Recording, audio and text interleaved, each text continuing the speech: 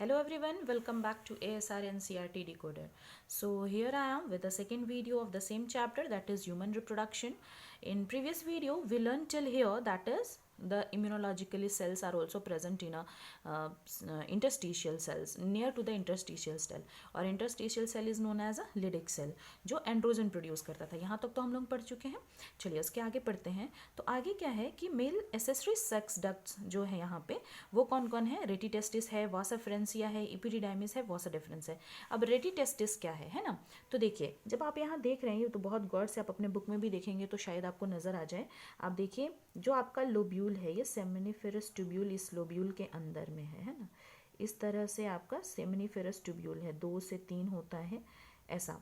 और ये जो आपका लोब्यूल है वो आगे जाके होता है ट्यूबुली रेक्टी में खुलता है, और ट्यूबुली रेक्टी जो आगे जाके खुलता है वो रेटिटेस्टिस में खुलता है, रेटिटेस्टिस में। ठीक है, तो ये रेटिटेस्टिस आपका एसेसरी सेक्स डक्ट हो गया। ठीक है, और ये जो इंटरस्टिशियल सेल की हम लोग बात कर रहे थे वो यहाँ पे इंटरस्टिशियल सेल होता है, मतलब ये खाली जगह में इंटरस्टिशियल सेल पाया जाता है। साथ में ही यहाँ पे कुछ आपके इम्यूनोलॉजिकली कम्पिटेंट सेल भी पाए जाएंगे जो आपको इम्यून डेवलप करेंगे। तो जो आपका इंटरस्टिशियल सेल है जिसको आप लेडिक सेल बोल रहे हो, ये कर क्या रहा है? तो ये एंड्रोजन रिलीज कर रहा है ना, जो आप मेल हार्मोन जिसको हम लोग बोलते हैं।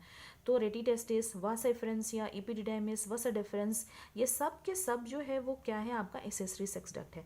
देखिए यहाँ पे आपको एक लोब्यूल नजर आएगा, उसके अंदर सेमिनिफेरस ट्यूब्यूल है। सेमिनिफेरस ट्यूब्यूल हमने यहाँ पिछली वीडियो में आपको ड्रॉ करके दिखाया था। जैसे ही सेमिनिफेरस ट्यूब्यूल से, मतलब इस वाले पाइप से अंदर से ऐसे स्पर्म निकल कर के आएगा, ट्यूबुली रेक्टी से होके रेटिटेस्टिस में जाएगा, रेटिटेस्टिस से होकर के फिर यहाँ देखिए रेटिटेस्टिस होके वासेफ्रेंसिया में जाएगा, वासेफ्रेंसिया के बाद फिर ये इपिडिडाइमिस का तीनों सेक्शन है, कॉपुट सेक्शन है ना, मतलब ये हेड है, ये मिडल, ये tell.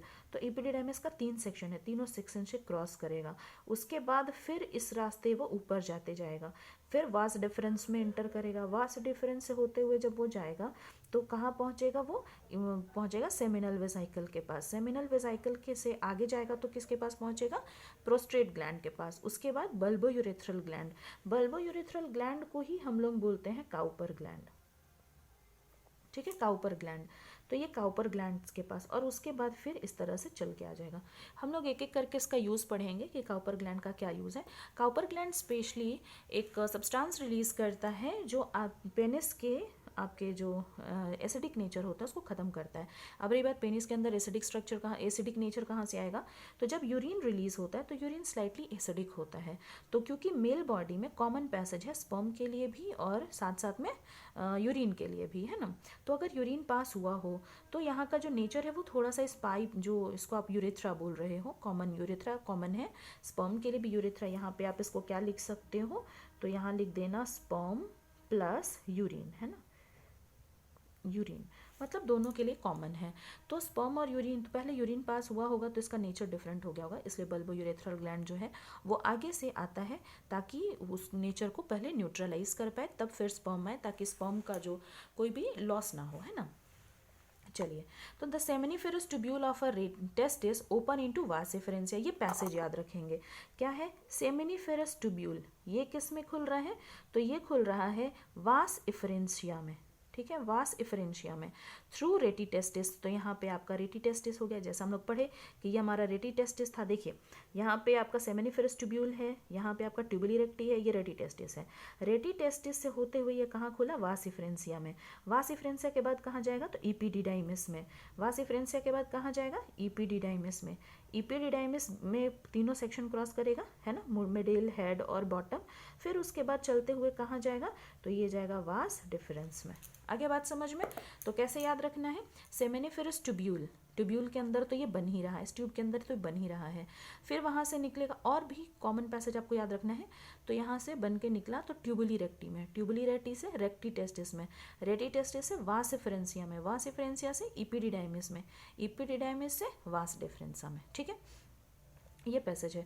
The वासिफरेंशिया leave the testis, और सबसे इंपॉर्टेंट पॉइंट यही है कि आखिर टेस्टिस से बाहर कौन आता है? तो वासिफरेंशिया बाहर आता है जो टेस्टिस को लीव करता है, एंड ओपन इनटू इपिडिडाइमिस। वासिफरेंशिया तक का सेक्शन जो है, ये आधा सेक्शन टेस्टिस के अंदर होता है, वासिफरेंशिया जो है वो बाहर चला गया टेस्टिस से और वो जाके इपिडिडाइमिस में दिया। ठीक है, एपिडिडाइमिस कहाँ लोकेटेड है? अब ये बहुत बड़ी बात है।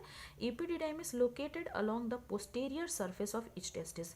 टेस्टिस के पीछे वाले सेक्शन में प्रेजेंट होता है। यहाँ जो आपको दिख रहा है ये आपको थोड़ा टिल्टेड दिखाया गया है ना, लेकिन एक्चुअली में ये क्या है, तो बैक साइड में होता है, ठीक है। तो क्या बोलता है कि posterior surface of each testis the epididymis leads to vas deferens. अब देखिए हम लोग क्या लिखे थे, एपिडिडाइमिस किस में जाके खुलता है, वास डिफरेंस में, that ascend to the abdomen. अब वास डिफरेंस जो है कहाँ पहुंच गया, तो वो एब्डोमेन के पास पहुंच गया। देखिए वास डिफरेंस जो है वो एब्डोमेन के पास पहुंच गया ना, यहाँ पे यूरिनरी ब्लैडर है, abdomen and loop over the urinary bladder. अगर आपसे ये क्वेश्चन पूछा जाए कि यूरिनरी ब्लैडर के ऊपर लूप कौन बनाता है, तो वास डिफरेंस बनाता है। फिर वो अगर आपसे पूछा जाए कि आपके टेस्टिस को कौन छोड़ता है, तो वास डिफरेंसिया छोड़ता है। बस दो ही चीज़ याद रखना है, वास डिफरेंसिया टेस्टिस से बाहर, वास डिफरेंसिया एब्डोमेन तक पहुंच गया, लूप ओवर कर दिया, ठीक है।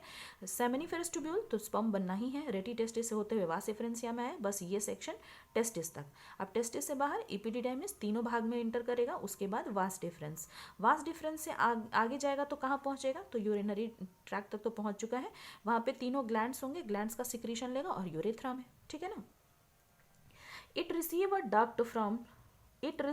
duct from seminal vesicle and open into urethra as a ejaculatory duct, ठीक है। तो अब क्या है कि वहाँ से सेमिनल वेजाइकल जो है वो खुलेगा इसमें, है ना। देखो सेमिनल वेजाइकल जो है वो किस में खुल रहा है, तो वॉस डिफरेंस में खुल रहा है सेमिनल वेजाइकल, और अपना सारा सिक्रीशन इसमें दे रहा है। और वहाँ उस डक्ट को क्या बोलेंगे, यूरेथ्रा जो है वो कैसा कहलाएगा यहाँ पे, इजाकुलेटरी डक्ट। क्यों, क्योंकि इस वाले डक्ट में भी सिर्फ स्पर्म है, अभी यूरिन है नहीं, यूरिन जो है वो यूरेथ्रा के थ्रू होते हुए आ रहा है। तो यहाँ पे हम इसको कॉमन बोल सकते हैं, जहाँ पे यूरिन एंड स्पर्म का कॉमन पैसेज है। लेकिन जैसे वास डिफरेंस आया, स्पर्म जो है उसको मिला सिक्रीशन सेमिनिफेरस ट्यूब्यूल्स का भी, ठीक, सेमिनल वेजाइकल का भी। तो सेमिनल वेजाइकल के सिक्रीशन पाने के बाद यहाँ तो यूरिन तो है नहीं, तो ये क्या कहलाएगा, इजाकुलेटरी डक्ट, ठीक है। तो यहाँ पे जो डक्ट है यूरिन मिक्स होने से पहले वाला, तो इसको हम लोग इजाकुलेटरी डक्ट बोलेंगे। These ducts store and transport the sperm from the testis to the outside through urethra। अब रही बात कि इजाकुलेटरी डक्ट का वर्क क्या है, तो इजाकुलेटरी डक्ट जो है वो स्पर्म को स्टोर करता है, और जब भी ऐसा होता है तभी वो बॉडी से बाहर करता है।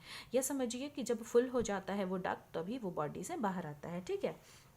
वो चीज़ साफ साफ दिया हुआ है। अगर आपसे कोई क्वेश्चन पूछे कि ejaculatory duct is a duct of sperm, तो ट्रू असर्शन में, है ना।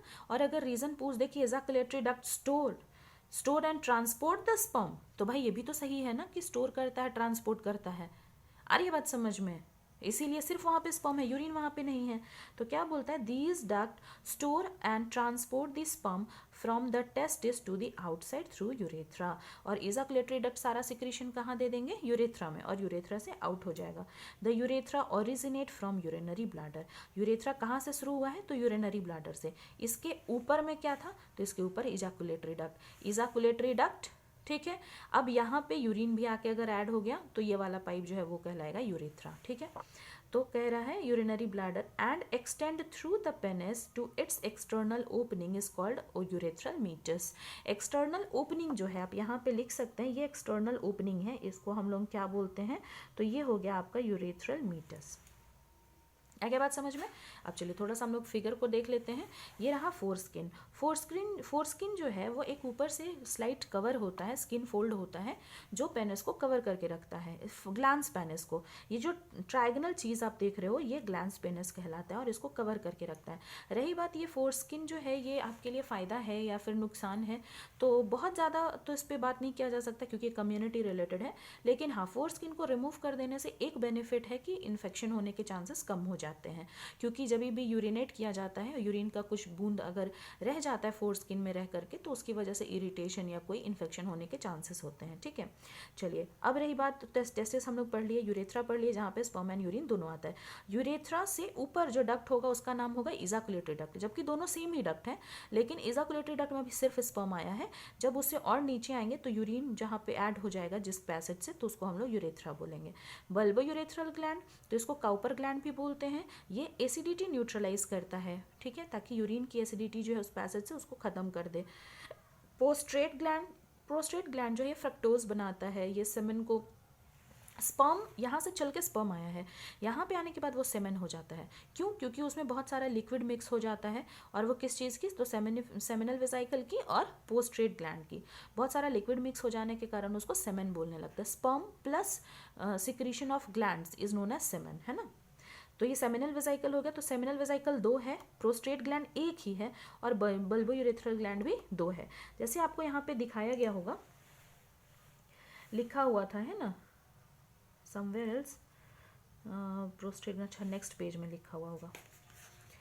चलिए देखते हैं। The penis is the male external genitalia. Penis जो है वो मेल का एक्सटर्नल जेनाइटेलिया है। It is made up of a special tissue जो which that helps in excretion erection of the penis to facilitate insemination.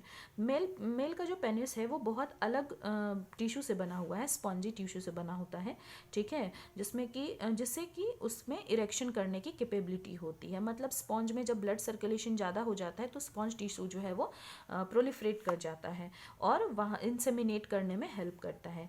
The enlarge end of penis called the glans penis. जो enlarge part है वो क्या कहलाएगा? Glans penis कहलाएगा। Is covered by a loose fold of skin is called foreskin. तो glans penis वही जो tip point है वो कवर होता है फोरस्किन से, तो उसको हम लोग ग्लैंस पेनिस बोलते हैं, ठीक है। Next is what? The male accessory duct it include pair seminal vesicle. मतलब सेमिनल वेसिकल 2 है एंड क्या बोलता है? A prostate and paired bulbourethral. Difference देखिए, पेयर्ड सेमिनल वेसिकल है मतलब 2 सेमिनल वेसिकल है, एंड पोस्ट्रेट ग्लैंड एक पोस्ट्रेट ग्लैंड है, एंड पेयर्ड बल्बोयूरेथ्रल मतलब 2 बल्बोयूरेथ्रल ग्लैंड है, ठीक है। तो आप चाहें तो आप यहाँ पिक्चर में भी ऐसा लिख सकते हैं, बल्बोयूरेथ्रल ग्लैंड 2 है, ठीक है, पोस्ट्रेट ग्लैंड 1 है और सेमिनल वेसिकल भी 2 है। तो ऐसे आपके ग्लैंड्स हैं, ठीक है। चलिए नेक्स्ट देखते हैं। The secretion of these gland constitute the seminal plasma which is rich in fructose, calcium and certain enzyme. और ये जो सिक्रीशन होता है, सेमेन जो होता है, उसमें इन्हीं तीनों ग्लैंड्स का सिक्रीशन मिक्स होता है, तो उसको हम लोग सेमेन बोलते हैं। अदरवाइज उसके पहले हम लोग उसको स्पर्म बोल रहे होते हैं, ठीक है। तो उसमें मिक्स हो जाएगा और क्या क्या से रीच कर देगा उसको? फ्रक्टोज से, कैल्शियम से, और कुछ कुछ एंजाइम्स भी उसमें रहेंगे। The secretion of bulbourethral gland also help in the lubrication of penis.